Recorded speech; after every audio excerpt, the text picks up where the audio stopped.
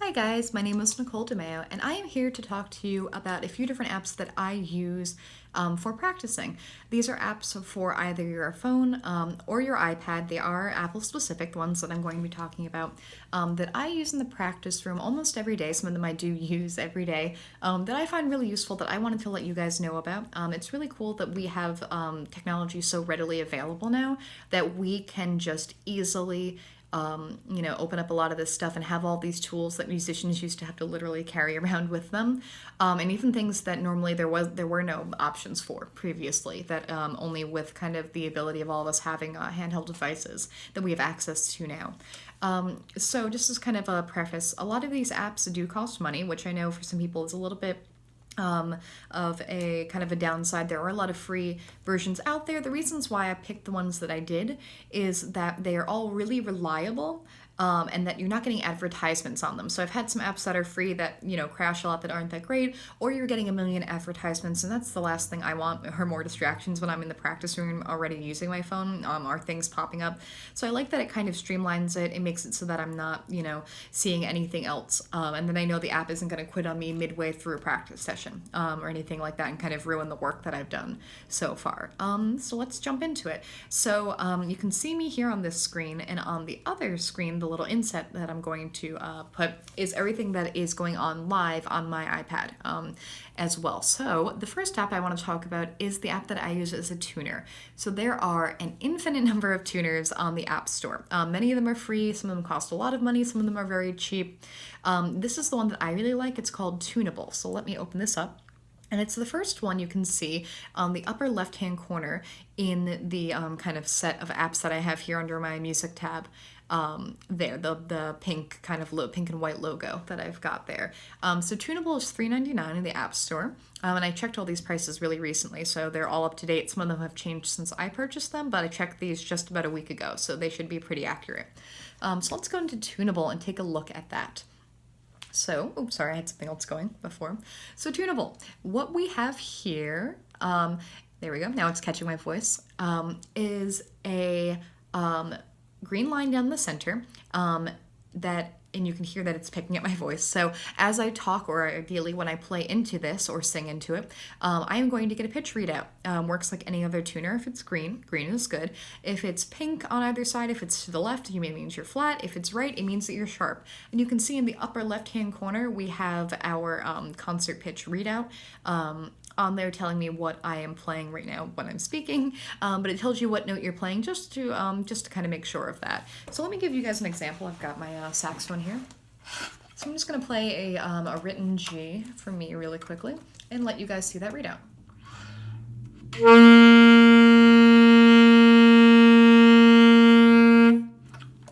So I am a little bit flat. I've been sitting here for a while getting some stuff set up in this instrument. It's really cold now. So I started into and I've drifted away. So you can see that it's flat because it went to the left of that green line. And what I like about this app is you get a history of where your intonation was. So you can see now it's obviously reading out more because I've still been talking, but to the left of it, you can see that it was flat because it was far on that line. You can see the history of it, which I like because you can see if you're starting your notes really sharp, it'll be to the right and then go to the center, or if you're falling flat when you release, it'll go to the left. So you can see what your tendencies are, not just when you played that note, but also at the beginning, end, and middle of that as well, which is really cool. I also really like using this app for drones. I like to make my own drones to practice with. So let's say I'm going to just do a C scale on saxophone E-flat concert for that. Actually, let me show you one thing real quick. If you click on the screen where you can see kind of on the left-hand side where it says equal temperament concert C, you can pick different instruments. Let me go into instrument transposition. You can pick them all here. If you're not sure what instrument or what key your instrument's in, it gives you those options as well. So clarinet in A, bass clarinet is in B flat, all those kind of things. You can change it if you want to. I'm gonna keep it in concert pitch for right now. On here. So I'm going to make myself a drone. Let's say I really want to practice my saxophone C scale, again, my concert E flat scale. What I like to go off of is the harmonic series. So it's kind of the one thing you'll have to know to kind of make it easy. I like to do a low octave, a higher octave, the fifth of the chord of the note of the scale, whatever you want to call it, and then the third. So for E flat it would be E flat, E flat, I'm going to add a G, and then I'm going to add a B flat into there. So let me let you guys hear what that's going to sound like. I hope this is not too loud, but you can still hear it when I do this drone. So I'm going to pick a lower E flat. I click on the sustain button right here in this kind of honeycomb at the bottom, and I'm going to play an E flat. I'm going to make it an octave higher and add a new one. Actually, I might lower this a little bit so it's not too loud. There we go. I'm going to add a G in that octave.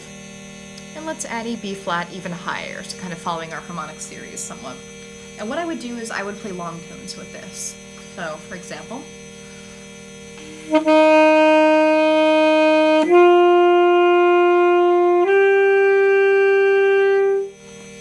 stop that. So you can see the readout while you are playing it. Again, I didn't perfectly follow it right now just because I'm doing a few different things, but I would normally watch to see if I'm in tune, but also listening using my ears. So sometimes I switch. I try to do it orally with my ears, like A-U-R-A, that type of oral, like oral skills.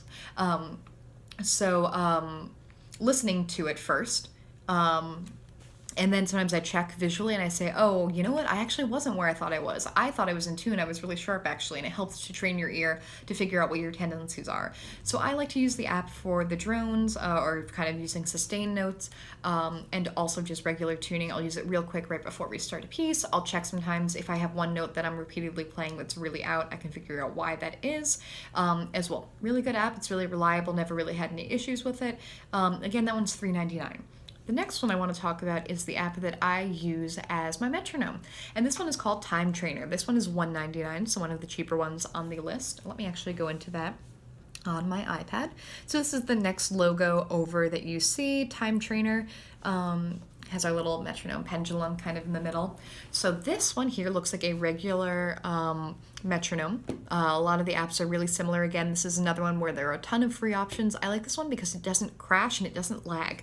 I found that from a lot of metronome apps, a lot of them will crash on you, a lot of them will lag, and that's really frustrating when you're in the middle of practicing and it goes down on you. So this one really works well consistently. So you have a few different options. You can set the tempo. So if I just spin my finger just touching the screen, I can change the BPM, the beats per minute on there.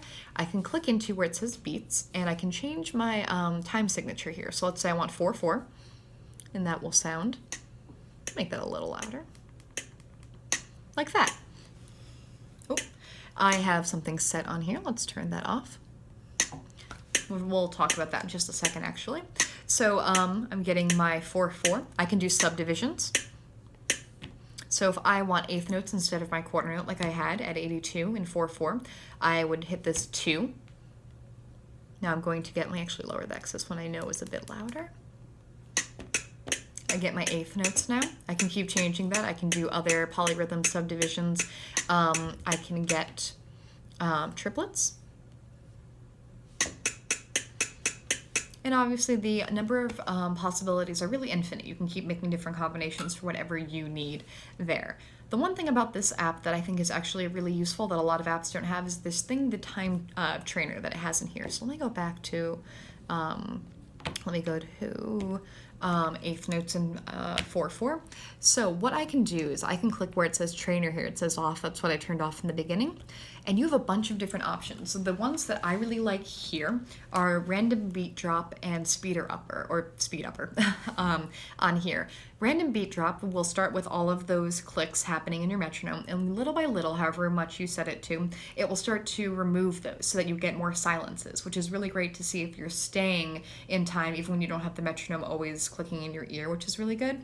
And then there's the speed upper, which you start at a slower speed and you gradually get faster. So if you're trying to work on something over 5 minutes, 10, half an hour, whatever it is, you'll eventually get to that speed little by little without you having to continually turn the dial on the metronome. So let's do a random beat drop as an example. So I'm going to do that. So percentage, let's say I want it to drop eventually, let's say 90% of my beats. I only want a few kept in there. We're going to make it gradual.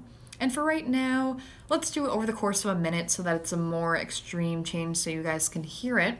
Let's hit done. And I'm just going to do a scale to make this easy for you guys. So let's hit play. I'll let it give one measure and then I'll come in and you'll start to hear those drops as we go.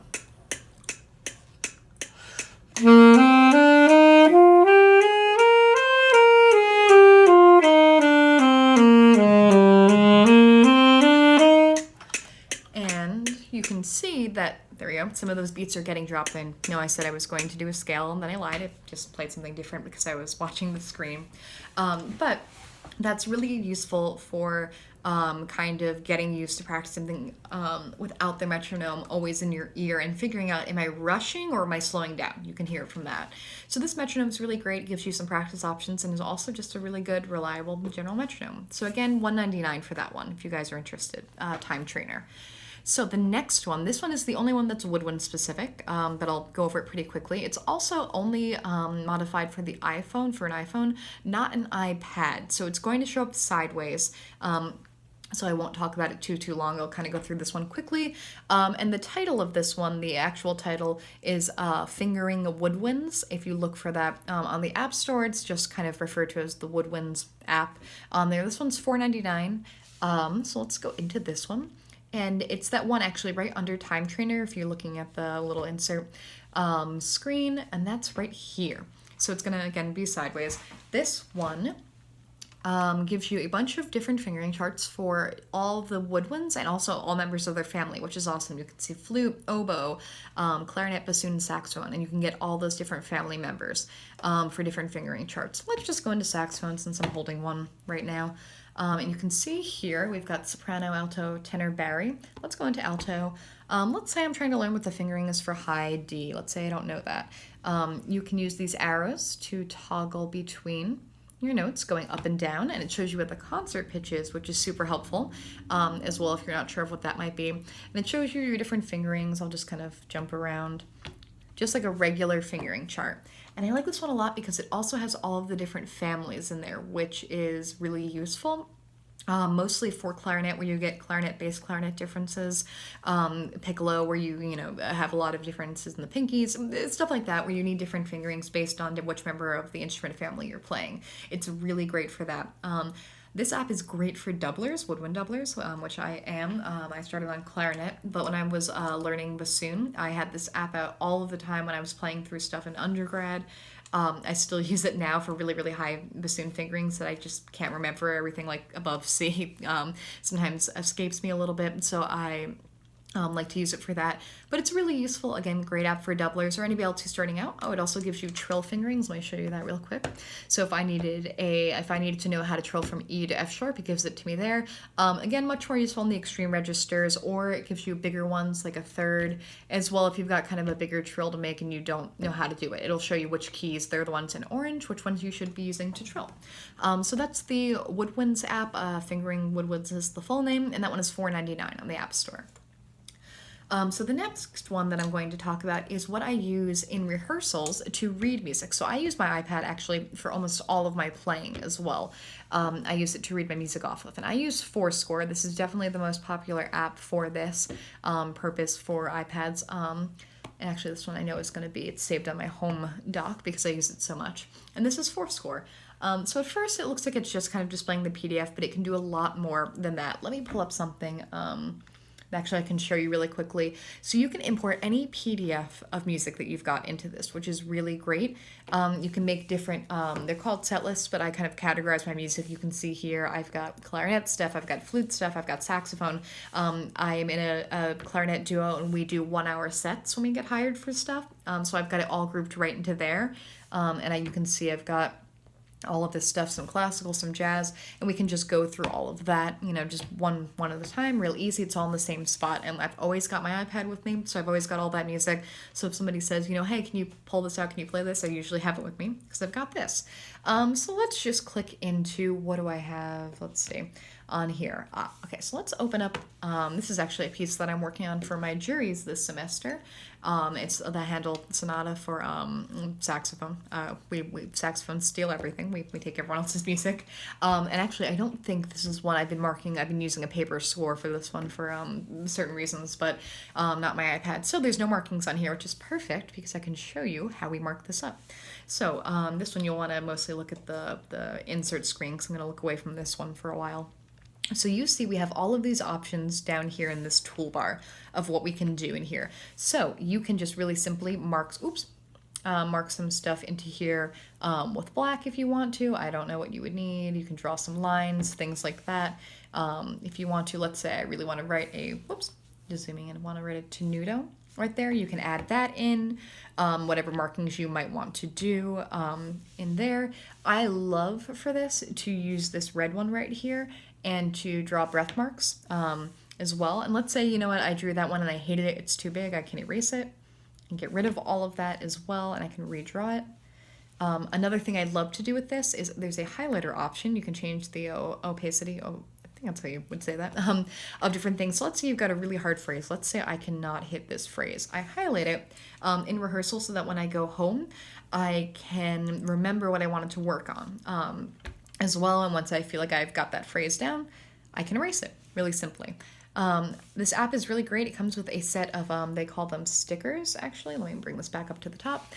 They call them stickers that are up here, and you can just insert these, and they're already pre-drawn for you, which is great because it sometimes gets a little bit hard to draw music symbols. So let's say I realize there was an error in my part. The C is sharp. It's not a C natural. I can just drop that into there, and it looks like it's part of the piece. You can't even notice that it was added in afterwards. You can make custom stickers. I didn't click long enough. You can make custom stickers. You can see I've got my 1-in-1 for clarinet and saxophone, you know, when I've got to use first finger on both hands, stuff like that. I've got NOT for me is just no thumb for flute when I've got the thumb B flat, forked fingerings, bis key, so different kind of things for me for my own shorthand that I've added in. You can add in different articulations, fermatas, whatever you want. They've probably got a symbol for it in there, which is super, super useful for all of this kind of stuff. So I use this app all of the time. It's great. No issues with it. A lot of people say, isn't that hard to perform with? I like using it a lot. I'll actually show you guys how easy it is to just scan through pages. It's a very quick motion. You can do side-by-side views as well. And I'll show you one thing that actually is not an app. That's a piece of hardware. If you don't want to have to be clicking on your screen to be able to go between pages, you can use a foot pedal like this one right here. This one is Donner, that's the brand. I think this one was like $60 to $80, somewhere around there. I bought it a while ago, so I don't remember.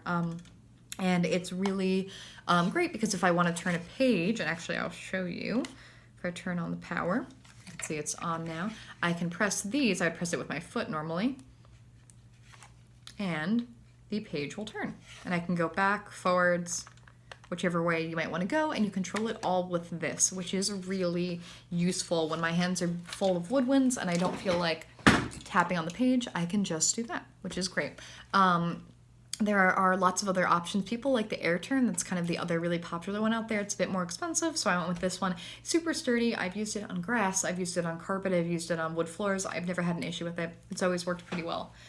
So ForScore, this one is $14.99, so a bit more expensive, but this app can do everything. One of the things that I love about this is you can import anything from IMSLP as well, or any other site actually. So if you get a piece emailed to you, you can just download it right away and have it there. You don't have to run and go print it. Or I was actually in a lesson and my teacher and I decided I was going to work on the Hindemith for clarinet, and I didn't have a copy on me, but I said, oh, give me 2 seconds. And I went on IMLCP, downloaded it. It was right on there, and we had it same lesson. So we didn't even have to lose any time. I was able to work on it right away, which was super useful for that.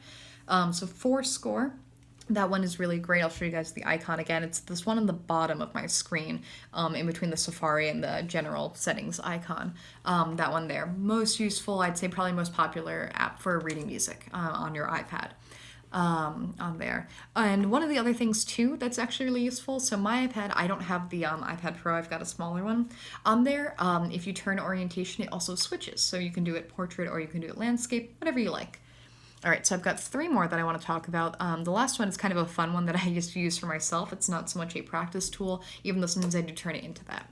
So the next one I want to talk about, this one is great for jazz practicing, not just woodwinds, all jazz. This is the Amazing Slow Downer, and a lot of people have probably heard of this one before. I think it's like a hugely popular one with like anyone who does transcribing for jazz. So let me open that one up. That's our one all the way to the right, the blue one, the ASD that you see here. Let me click into that. All right, so this one here, what you can do is you can import music into here. Let me actually go to the menu here. You can import music. You can see we have Spotify, Apple Music, all of these different ways to do that.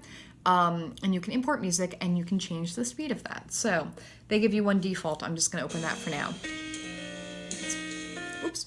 And you can see that I've got the speed toggle right here. I'm going to put it at 100. It was playing much slower. So we hear that piano solo. And let's say I want to transcribe that. That's way too fast for me to kind of just, start writing out right away. So you can change the speed. Let's change it to 50% and go back a bit. Now, you have much more of a chance of being able to actually transcribe that successfully if you've got it at that speed. So it's super useful for that. It doesn't change the pitch unless you want it to. You can change the pitch. It does it actually by semitones, so you have the option of knowing how far you're changing it as well on there. Really useful. And you can also import yourself playing into there, which is really great, I find, for if you want to really hear the start of your phrases, but really slowly. So let me give you an example of that. I'm going to go into, I'm going to use Tuneable because I've already got it open. So I'm just going to record, let's say like 5 notes or so of me playing real quick in this.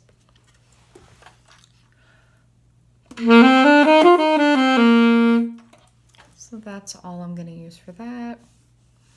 And I'm going to go back into my slow downer and I'm going to import a song. I'm going to browse, let's find it. Session 3, that was the one I just did now. You can see it's in here, click on it.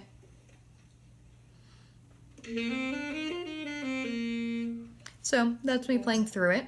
Oh, and a bit of me talking. Let's say I really want to hear the start of that phrase. I'm going to slow it down, go a little bit forward.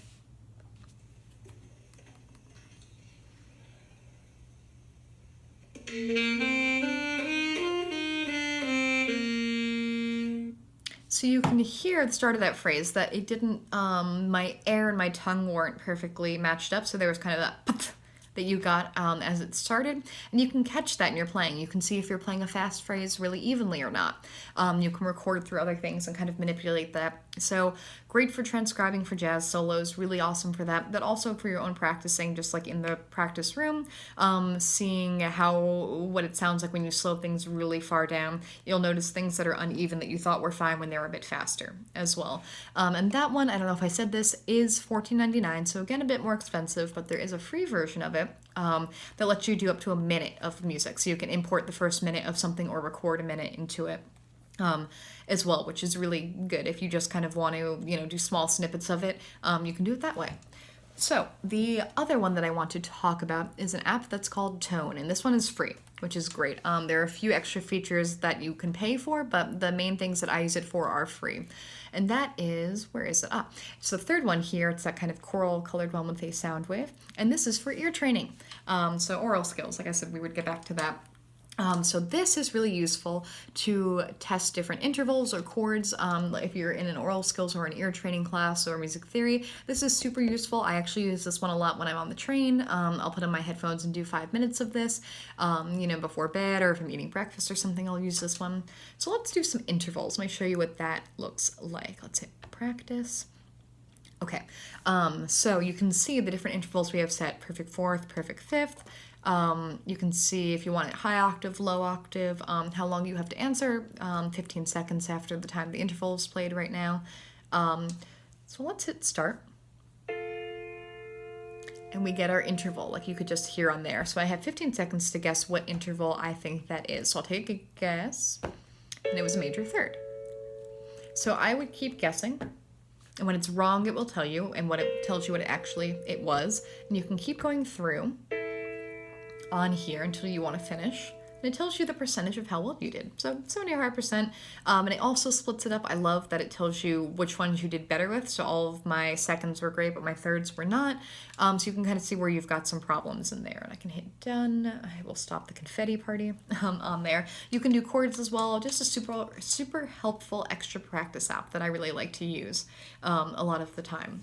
Really helpful for that. So not really a playing one, but this one might be good if you're on your commute home on the bus or something like that from practicing from school. You can use it there.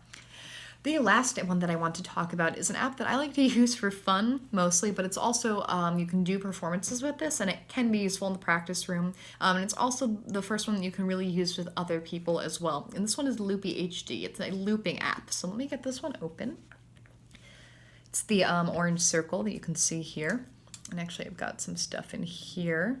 Let me clear this because I was doing some practicing before with it. So this one is $3.99. And what you can do with this is you see the 6 circles that you have. Those are each for recording a track. So what looping is you are recording different tracks of yourself playing or you and other people and layering them on top to create one homogeneous track, one sound out of it. So let me walk you through our settings. So if you look at the upper right-hand corner of that little plus sign that you've got up there, that's your toggle. Right here, now it's the multiplication and division sign between your different settings. So the first one, that will just start everything. I don't want to do that just yet.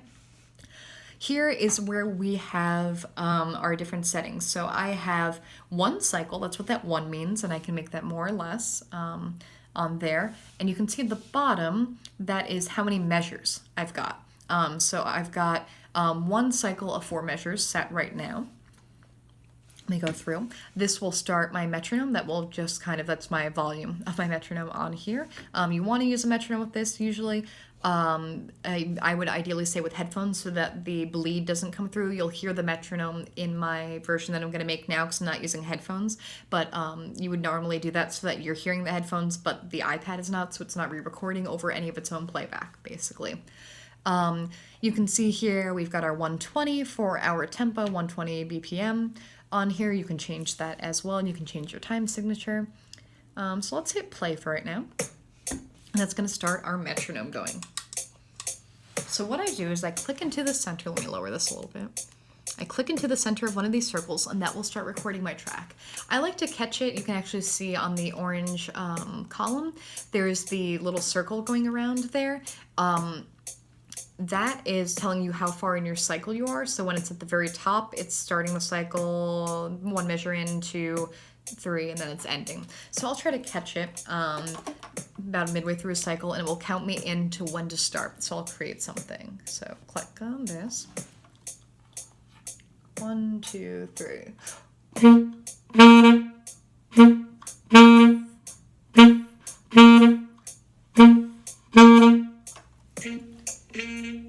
And we've got our playback. So I just played a G there, just kind of giving our 4-beat pattern on that. So I can add something onto that. Let's make a chord. So I played a G, I'll add a B on top.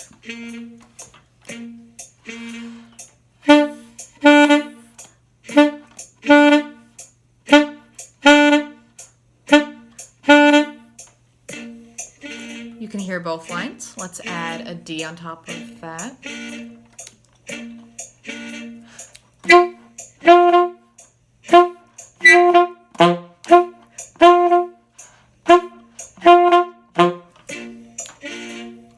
And we've got all 3 voices in there. And what I can do now is just perform over top of this.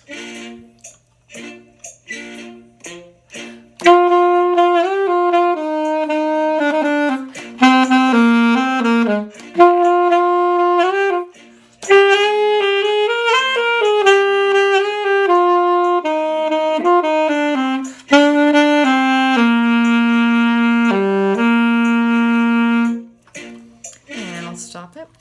And you can create your own track. This is also really useful if you have a song that you've got a lead sheet for. You can play out the chords and make it a longer system, a longer set of what you're recording, and you can make an actual song out of it, like a pop song, whatever, jazz, whatever you want to do. You can have someone else make layers. You can work with a drummer and then a bass player and build your own kind of track out of this. I could do something like that live in front of other people if I wanted to, and do a lot of other stuff with it. So again, that one's $3.99. Really fun app, kind of good too if you have something you want to practice and mess around with. You can do something different with it. So those are the apps that I wanted to talk about. All of them I think are really useful, a really good investment for you to bring into the practice room with you. If you have any questions, let me know. Any recommendations of other apps, things like that. But I hope you guys try some of these out. Thanks.